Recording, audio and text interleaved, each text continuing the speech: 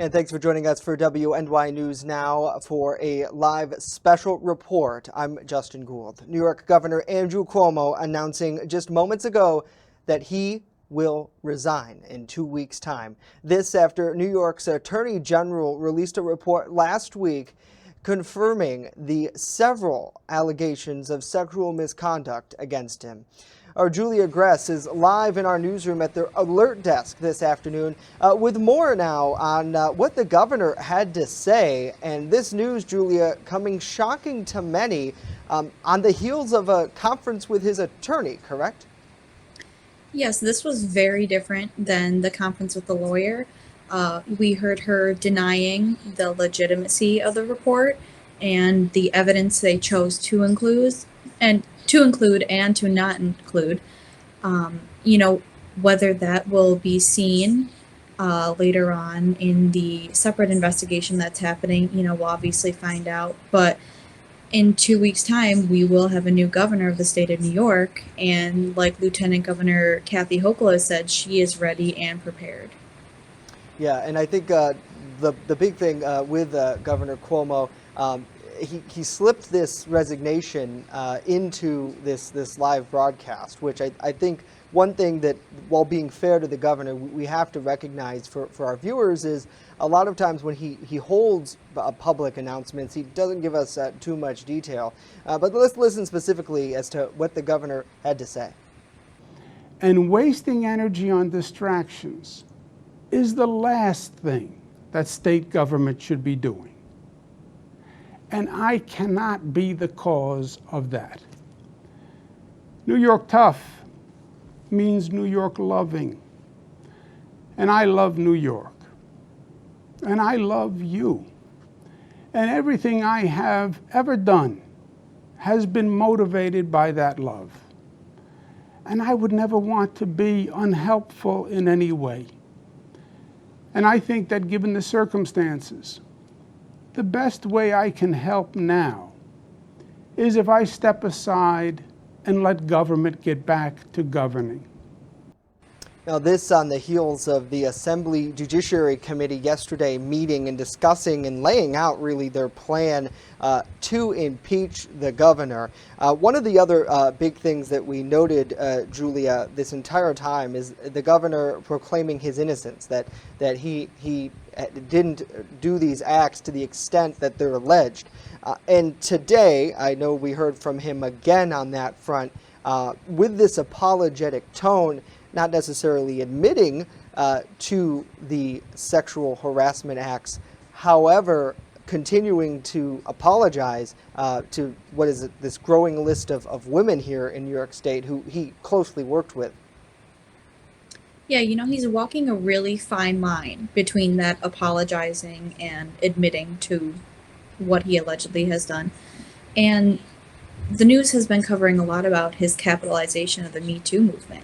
And I know earlier we were talking a little bit about, the specific laws he signed in to New York State law of training for employees on how to identify sexual harassment, how to not do sexual harassment. And, clearly he might have not taken his own advice. Right. And he addressed that again today in a longer form. Let's listen. And there is a difference between alleged improper conduct and concluding sexual harassment. Now, don't get me wrong. This is not to say that there are not 11 women who I truly offended. There are. And for that, I deeply, deeply apologize. I thought a hug and putting my arm around a staff person while taking a picture was friendly, but she found it to be too forward. I kissed a woman on the cheek at a wedding, and I thought I was being nice, but she felt that it was too aggressive. I have slipped and called people honey, sweetheart, and darling.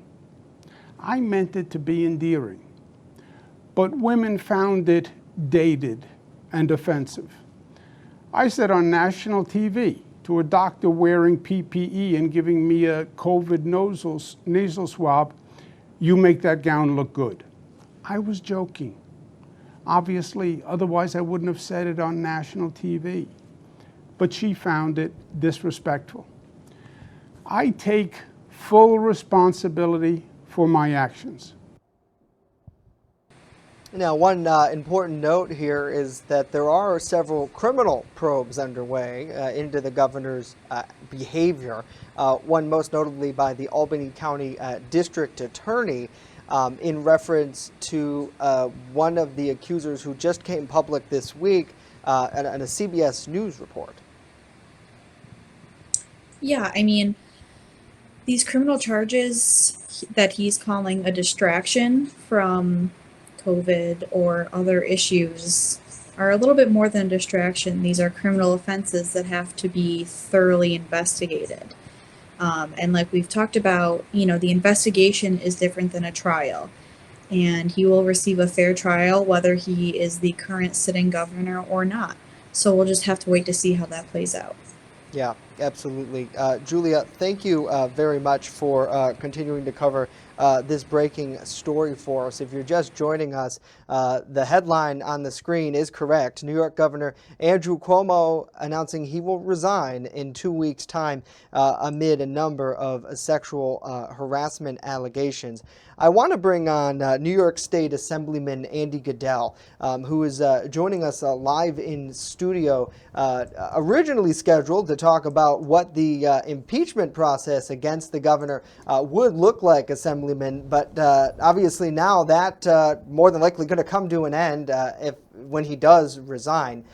For you, what's your initial reaction to the news today? Well, I think the governor did the right thing by resigning. Obviously, the impeachment process really takes all the focus of the legislature and would have taken the focus of the legislature for the next several months. And that is a real serious impediment to addressing the serious issues that face New York State. And so I think that was the right thing to do. I think it was the right thing to do for the state of New York. I also think it was the right thing to do for the governor personally. No one wants to go down in history as being only the second governor in the entire history of the state of New York to be impeached.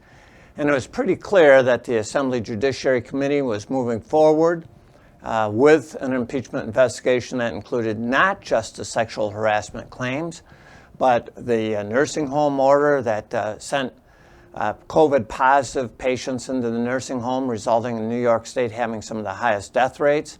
The governor's clear abuse of the state police and the state health department by having personal tests done of his close relatives and friends, and having the state police drive those test results to Albany and prioritizing those testing at a time when those people that would not have qualified for that testing. Hiding and covering up the true nursing home deaths at the same time that he was negotiating a $5 million book deal. And of course, there are a lot of allegations that he used state employees, state equipment, state resources to help write that book, resulting in a $5 million book deal, while lining his own pocket, in a sense, at state expense. So putting all that aside, resigning now enables New York State to focus on addressing the serious issues that we have. And there are a number of hearings that were held this morning. I attended one, of course, by Zoom, dealing with rental eviction moratorium and the impact on small landlords and the efforts of the state to get funding out to help everyone. And those are important issues that need to be addressed. And so I think it's the right thing for the governor to do, and I applaud him for resigning. Yeah, and he mentioned those issues briefly during his remarks a little bit ago, that he didn't want to distract from that, and this definitely has distracted from that over the last 6 months here, from the beginning of the allegations into the nursing homes as well. And I know there's still a lot of people out there who want him to be held accountable in some sense, whether it's for the alleged sexual harassment or nursing home handling or the preferential treatment to his family. For you, do you know if those fronts will still be pursued, looking into, and if corroborating those, taking action in some sense? The resignation by the governor does not automatically stop any of the other criminal investigations. So you have the Albany County Sheriff investigating the allegations that he physically groped a young woman in his office. That investigation is not tied to his resignation. So his resignation will stop the impeachment process, but it won't stop any of the other criminal or civil investigations. And as you know, some of the sexual harassment victims have also started civil lawsuits suing the governor for damages. And so those lawsuits will continue. Those are independent. Yeah, and as for the nursing home, I know that there were a few hearings in Albany previously about that, trying to address what happened with the governor's staff. I know you and Senator Borrello have been outspoken, along with Congressman Tom Reed. The DOJ has looked into it. Do you know if this is something you're going to continue to push for and fight for, even after the governor is out of office, or is that a moot point? Well, the investigation of the governor's role in that will likely be a moot point now that he's resigned, but I anticipate that you'll see legislation that's already passed the Senate and the Assembly, by the way, that will be signed into law that addresses the fact that there was a cover-up. And so those aspects of that will continue forward. I also have, as you know, legislation dealing with the extent of emergency powers that a governor can exercise. And the legislation I've introduced has a number of checks and balances designed to make sure that we don't go off the rails during a pandemic and forget about due process and transparency, which unfortunately happened during the last year. So those other legislative pieces I hope will continue to move forward. Yeah, it sounds like corrective action to try to prevent something where you have just full executive power, which we did see during the height of the COVID emergency, which many said was warranted. However, I know you've been vocal about it, that it's lasted so long, over a year, where he was still in charge of the executive chamber, making overnight decisions, which in some cases had the weight of law. Actually, as you know, I was very vocal right from the very beginning that I thought the exercise of emergency power was too broad. So, for example, the governor shut down Chautauqua County's economy at a time when we didn't have a single case, not one reported case, and he shut down the entire county. Back then, I wrote to the governor and said, Governor, you need to be more nuanced. You need to recognize that when you shut down a county and throw thousands of people out of work, you're creating some real serious problems for thousands of families. And so throughout the process, I was urging the governor to be more precise, more focused, and more limited in the exercise of his executive authority, his emergency authority. And as you know, Senator Borrello and I helped draft the reopening plan.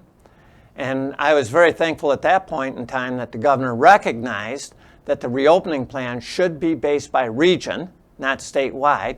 And that was a huge benefit, helping us get back reopened here in Chautauqua County and in Western New York. Yeah, and I know one of the vital persons who will be taking a much greater role now, Lieutenant Governor Kathy Hochul, going to be serving as interim governor. I'd imagine until the election next year. Do you know if there will be a special election or if that would continue until the end of his term? Kathy Hochul will serve as the governor through the end of next year. And who knows, she may run in her own right and be elected as governor. That's very good news for Chautauqua County. P.J. Wendell, our county executive, has been having weekly phone calls with Kathy Hochul because she ran the control group on the COVID response for all of Western New York. And so he has a very, very good and very close working relationship with Kathy Hochul.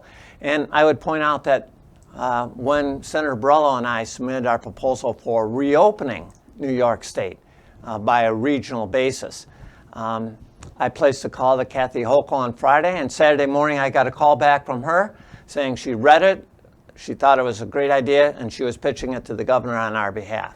So having Kathy Hochul in as governor will be positive, I believe, for Western New York. She's very accessible, a very, very hard worker, and I think she'll do well as our next governor. Yeah.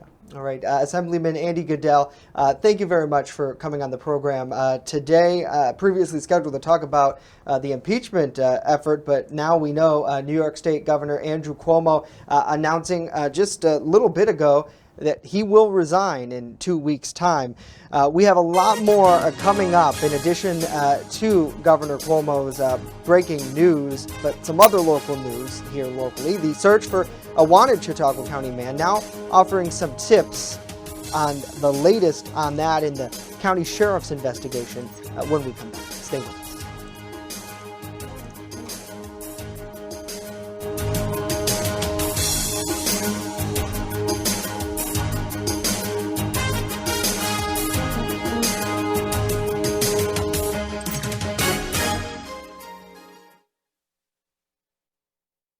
With coverage that matters. This is WNY News Now. Located along the Amish Trail, the Randolph Retail Company offers a variety of clothing, jewelry, and gifts for any occasion. Offering uptown merchandise at small-town prices, our locally owned business balances quality and value. With complimentary gift wrap here at the Randolph Retail Company, we pride ourselves in personal service. Check out our Facebook page or stop in today at 127 Main Street, Randolph, just a 20-minute drive from Jamestown. EagleZip.com is your local one-stop shop for all of your home and business computer needs. Located on Fluvanna Avenue Extension, just outside of Jamestown, EagleZip.com sells and services all brands of desktops and laptops, as well as servers and network equipment for your business. All new computer sales include transferring your data from your old computer, plus a 2-year warranty. Call EagleZip.com today. Stop by EagleZip.com today and let us make computers easy for you. You're watching WNY News Now, where coverage comes first. The Chautauqua County Sheriff's Office is asking for your help in locating a wanted man in connection with a North County stabbing last month. The sheriff's investigators tell us that Dimas Rio is a person of interest in connection with the July 26th stabbing. A $1,000 reward now offered for tips that lead to his arrest. Rios allegedly stabbed a person during an incident in the town of Portland. Deputies further that the victim sustained serious injuries as a result. Those with information are asked to contact the County Sheriff's Office at 716-753-2131. Well, COVID-19 cases are spiking all across the country, and there's no exception here locally. According to the Chautauqua County Health Department's COVID dashboard, 53 new cases were reported from Friday through Sunday. The county also reported its 159th death due to the virus, a person in their 70s. There were 78 active cases in the county as of this morning, that up 40 from Thursday.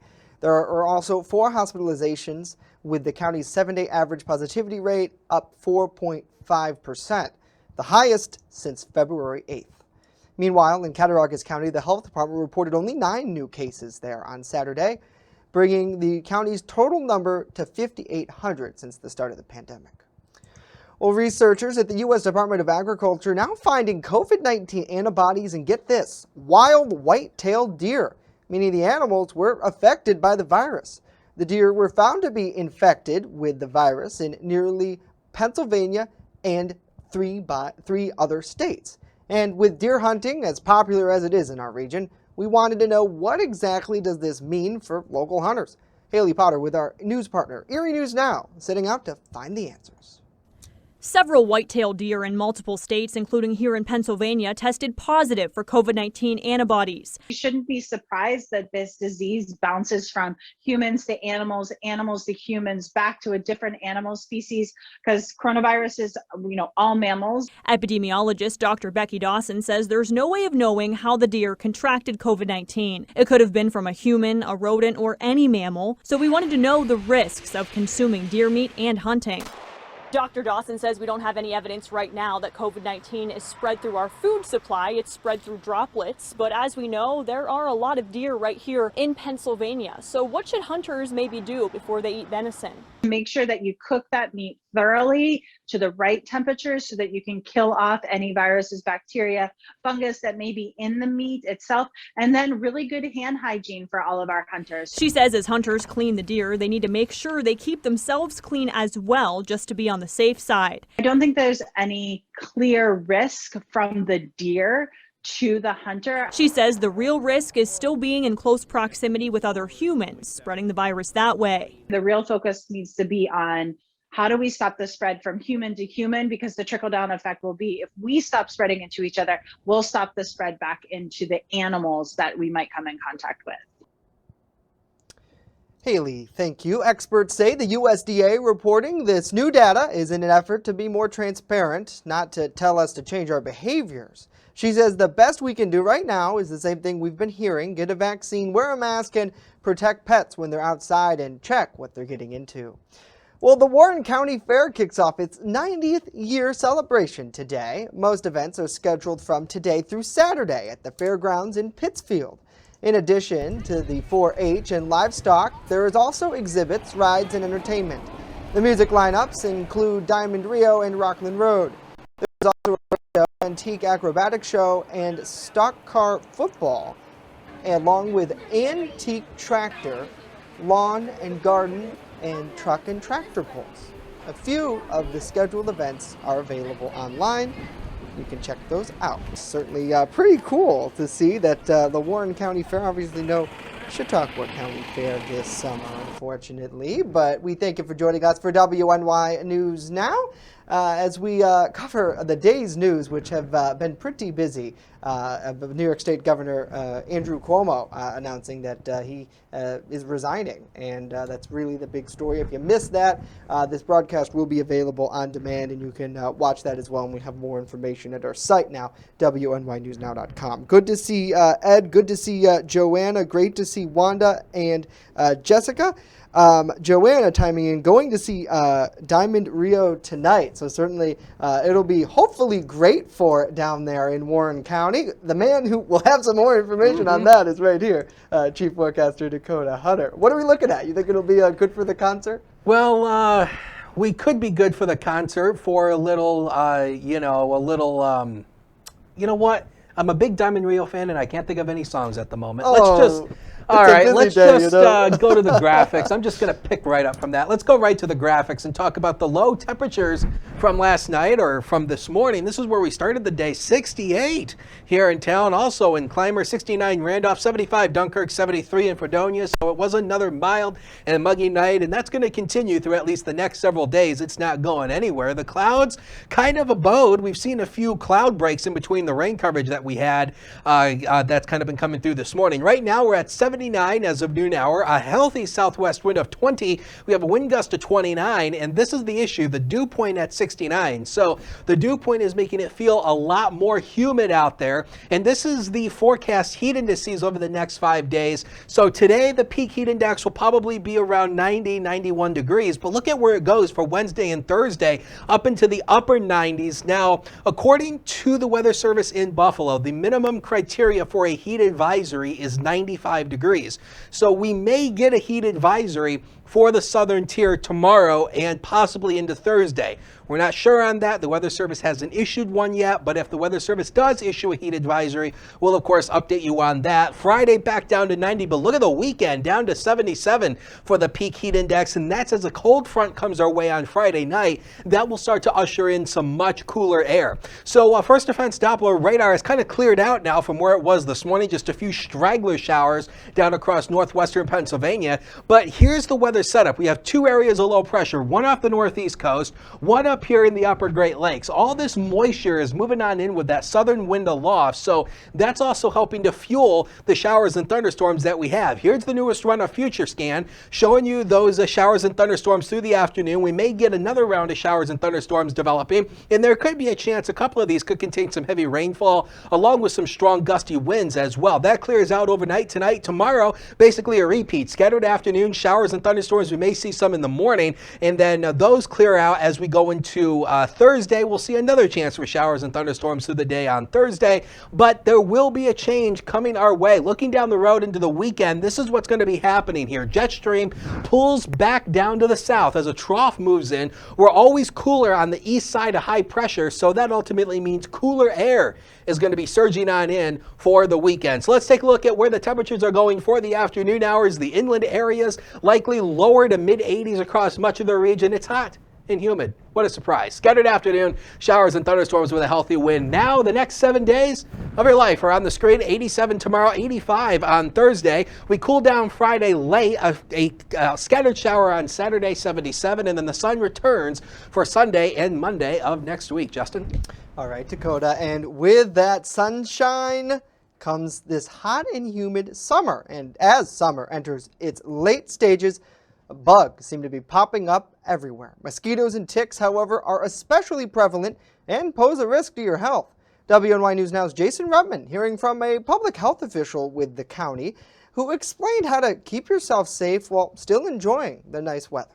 Mosquito season is more intense this year than it has been other years. That's according to Joanna Damcott, County Health Sanitarian, who says the most dangerous mosquito-borne diseases are West Nile virus and Eastern equine encephalitis, better known as Triple E. While there have not been reported cases of the viruses locally, if you think you may have contracted an illness from a mosquito bite, Damcott recommends speaking with your primary care physician. Mosquitoes are very active in the early morning hours and the evening hours, so if you're planning to be outside during that time, wear a long sleeve shirt, wear long pants, wear some sort of mosquito repellent, bug repellent. If you have something that has 20% DEET in it, it's going to be the most effective. Another way to protect yourself from the pests is to make sure that you don't have areas on your property that hold a lot of water, because it doesn't take very long or a lot of water for the next population of mosquitoes to erupt. That's because mosquitoes lay their eggs in the water and they develop largely in there as well. Ticks, especially those in Chautauqua County,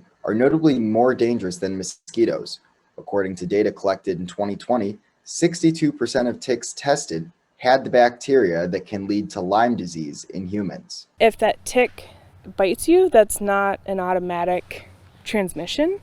However, if that tick is on you for more than 24 hours, the chances of transmission go up significantly. The best way to identify that a tick is on your body, Damcott says, is via tick checks. Behind your ears, armpits, like the groin area, anything that has a crease behind your knees, between your toes. If you do find a tick burrowed into your skin, she says to consult your doctor immediately and monitor yourself for flu-like symptoms. Damcott also explained that headaches and a, quote, bullseye reaction around the tick's infiltration site may occur if you've contracted Lyme disease. And that 20% DEET is very, very important.